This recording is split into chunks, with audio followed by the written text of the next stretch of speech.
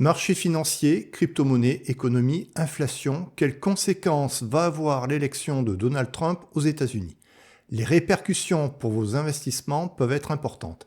D'ailleurs, l'annonce des résultats a déjà fortement impacté les bourses et les crypto-monnaies. À quoi peut-on s'attendre dans les mois et les années à venir? Quel type d'investissement pourrait être favorisé? Si vous êtes investisseur, regardez cette vidéo jusqu'à la fin. J'explique une chose très importante pour les investisseurs, le principe de risque on et risque off. Bonjour les amis, Donald Trump a été déclaré vainqueur des élections aux USA avec 312 grands électeurs trumpistes contre seulement 226 pour Kamala Harris. Le 17 décembre 2024 aura lieu le vote des grands électeurs qui devraient sans surprise élire officiellement Donald Trump. En effet, contrairement à la France, les citoyens américains n'élisent pas directement leur président. Même si l'investiture de Donald Trump en tant que nouveau président des USA ne se fera que le 20 janvier 2025, son élection a déjà eu des conséquences importantes pour les marchés boursiers. Je vais commencer par vous parler des conséquences pour la bourse. Je commencerai par le Nasdaq qui a pris plus de 5% en seulement une semaine, suite à l'élection de Donald Trump. Je rappelle que le Nasdaq est un indice boursier américain centré sur les valeurs technologiques.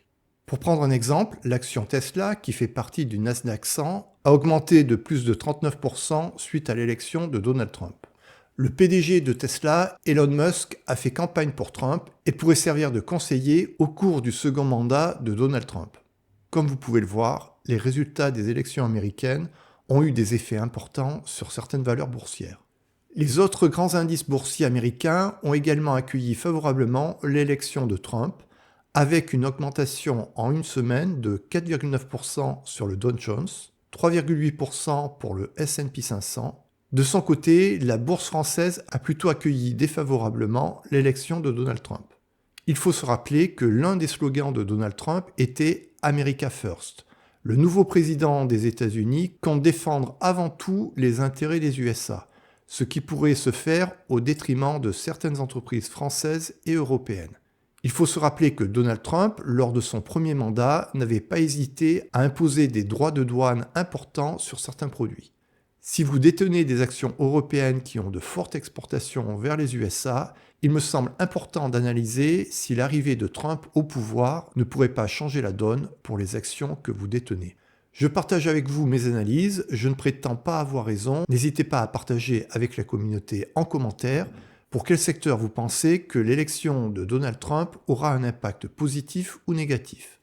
L'élection de Donald Trump peut avoir des répercussions bien au-delà des États-Unis et il me semble intéressant de se demander quel type d'investissement pourrait être le plus favorable à l'avenir.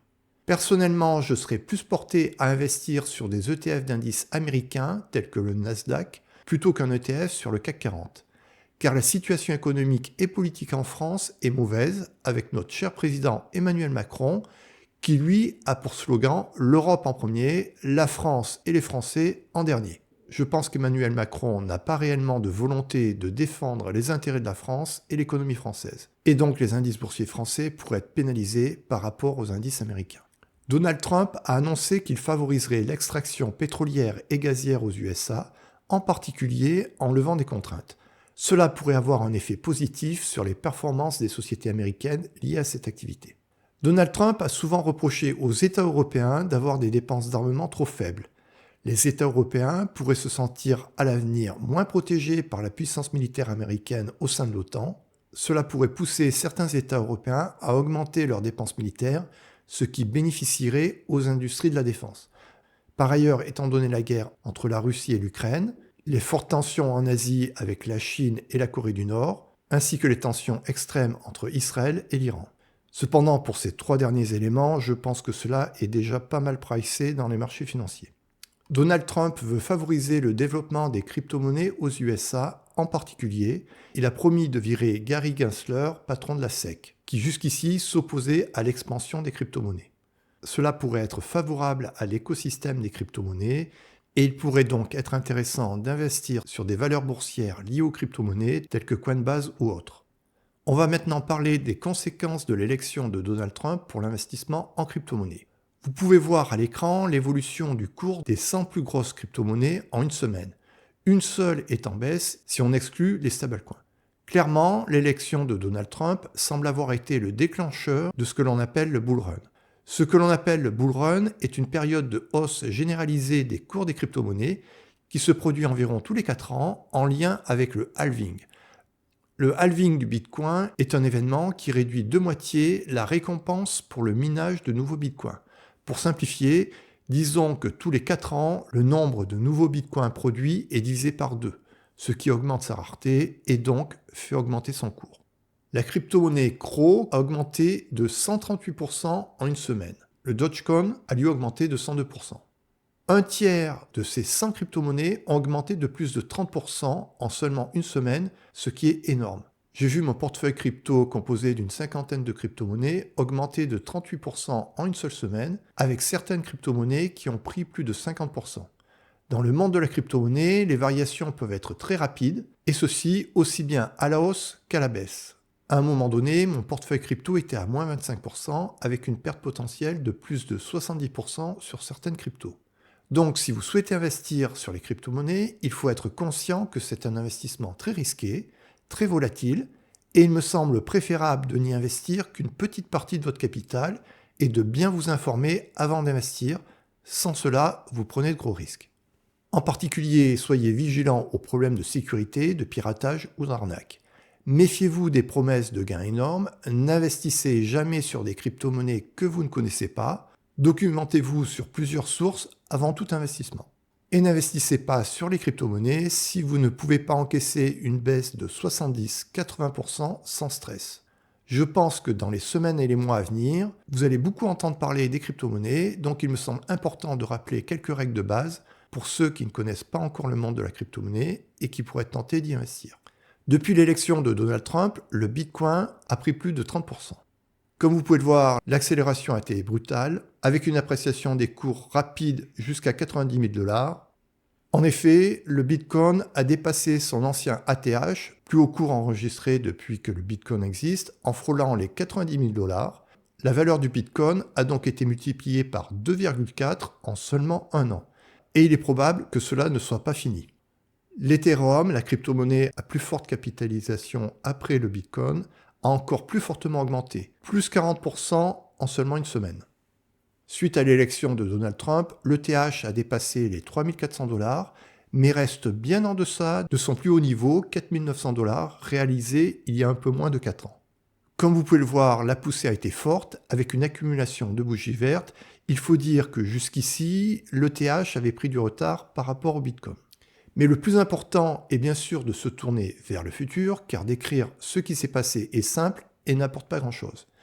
Bien sûr, je ne prétends pas avoir des dons de voyance, mais il me semble qu'il y a maintenant énormément de facteurs positifs qui pourraient contribuer à la poursuite de la tendance haussière des crypto-monnaies.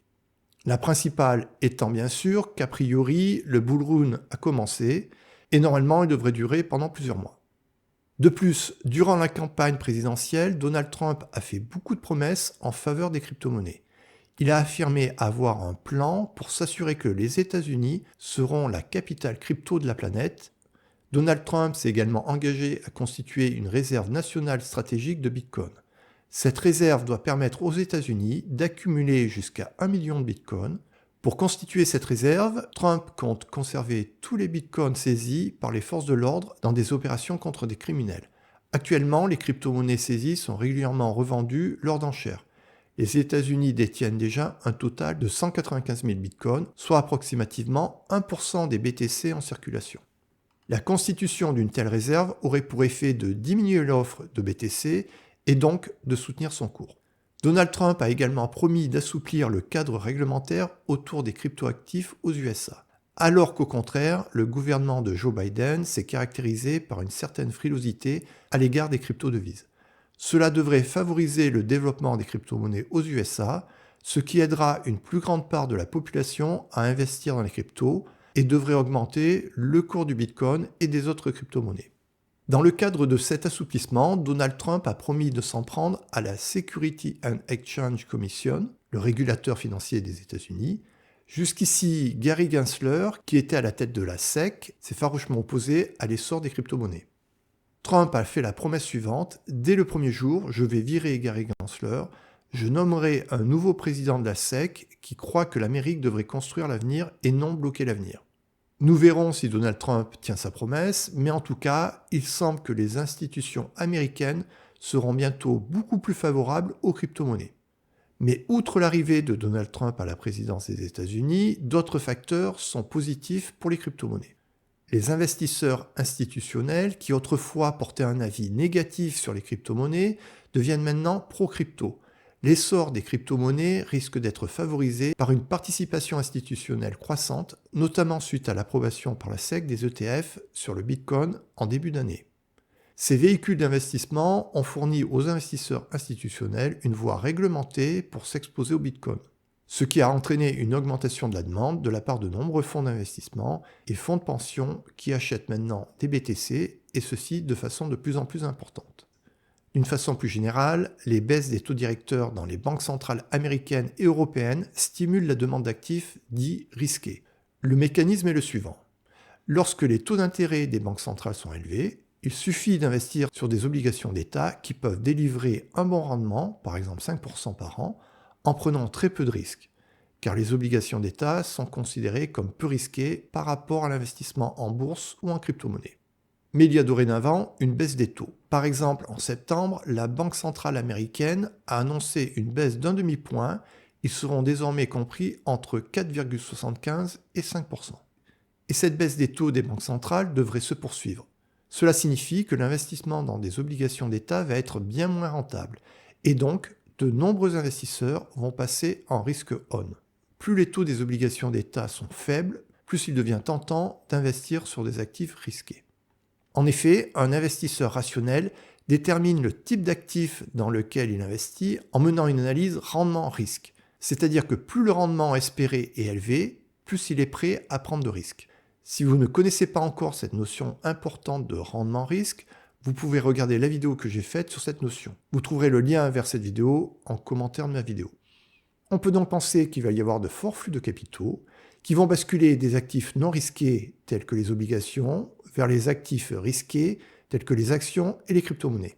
Cela aura pour effet d'augmenter la demande de ces actifs, ce qui attirera de nouveaux investisseurs qui se rendent compte que c'est une période porteuse pour la bourse ou les crypto-monnaies. Donc personnellement, je passe en risque on. J'ai déjà beaucoup investi en crypto-monnaies, je continue mon DCA sur ETF et je vais même peut-être le renforcer, mais en privilégiant le Nasdaq sur le CAC 40. Pour ceux qui n'ont jamais investi en bourse, ils peuvent regarder ma vidéo d'initiation à l'investissement en bourse. Je mets le lien vers cette vidéo en commentaire. Il est très simple de débuter en bourse en utilisant le DCA sur ETF. Cela ne demande que très peu de connaissances et très peu de temps de gestion, quelques minutes par mois. Si vous voulez investir sur des ETF, vous pouvez regarder ma vidéo, je mets le lien en commentaire de cette vidéo. Ma conviction est que sur les mois à venir, le cours des crypto-monnaies et des principaux indices boursiers américains, en particulier le Nasdaq, devrait augmenter. Cependant, attention, les cours actuels sont déjà assez élevés, donc on peut tomber dans un phénomène de bulle. Et il sera important de savoir prendre ses bénéfices, c'est-à-dire revendre progressivement une partie de ses actifs à risque lorsqu'ils auront suffisamment augmenté. En particulier sur les crypto-monnaies, en période de bull run, le plus difficile est de savoir sortir à temps. Car après la période de bull run, les chutes peuvent être violentes, moins 40, moins 50, moins 70% en quelques semaines sur certaines crypto-monnaies. Donc bien sûr, il ne faut mettre qu'une partie de son capital dans les actifs risqués et être conscient des risques pris. Mes vidéos ne sont pas des conseils en investissement, je donne mon avis de façon indépendante, je cherche toujours à argumenter et c'est à vous d'analyser ce que je dis, de vous faire votre propre opinion, c'est votre argent que vous investissez, c'est vous qui allez gagner ou perdre, donc prenez vos responsabilités quand vous faites vos choix d'investissement. On est maintenant une communauté de plus de 2000 investisseurs sur ma chaîne YouTube, donc profitons-en pour échanger en commentaire de cette vidéo. Dites-moi si vous allez passer en risque on. Pensez-vous que les mois à venir vont être favorables à l'investissement en bourse et en crypto-monnaie? Sur quel investissement allez-vous parier à l'avenir? Pensez-vous que l'élection de Donald Trump aura des effets positifs ou négatifs sur tel ou tel type d'investissement? Échangeons nos avis, nos arguments. Je pense qu'on a toujours intérêt à discuter ensemble car on est plus intelligent à plusieurs. Merci de liker cette vidéo si vous avez apprécié son contenu. Je suis de retour après plusieurs semaines passées au Vietnam, car si je n'ai pas encore atteint la liberté financière, je suis maintenant très libre de mon temps et très libre géographiquement. Dites-moi en commentaire si cela vous intéresse que je fasse une vidéo sur le Vietnam, en particulier que je vous parle d'une éventuelle expatriation dans ce pays. Je vous dis à mercredi prochain pour une nouvelle vidéo.